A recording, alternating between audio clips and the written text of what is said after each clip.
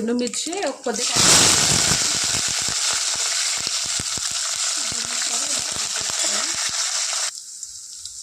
ఒక 2 చిన్న small size onions cut చేసేసుకున్నాం ఫ్రెండ్స్. పచ్చి చింతకాయల చారుకి మీరు పచ్చిమిర్చి మిక్సీ పట్టి వేసుకుంటే బాగుంటుంది ఫ్రెండ్స్. దీంట్లో జీలకర్ర, ఉప్పు, ఎల్లిగడ్డ వేసుకొని మిక్సీ పట్టుకున్నా ఫ్రెండ్స్. ఇది ఇందులో వేసుకున్నా. ఇది ఒక 5 minutes ఇలా ఫ్రై చేసుకున్నాం ఫ్రెండ్స్. నేను ఇందులో మిర్చిలోనే సాల్ట్ వేసినా కాబట్టి ఇందులో సాల్ట్ వేసుకోవట్లేదు ఫ్రెండ్స్.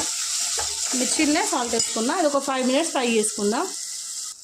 ఇందులో ఒక 1 spoon పసుపు వేసుకుందాం ఫ్రెండ్స్. దీన్ని చక్కగా ఇలా కలుపుకుందాం.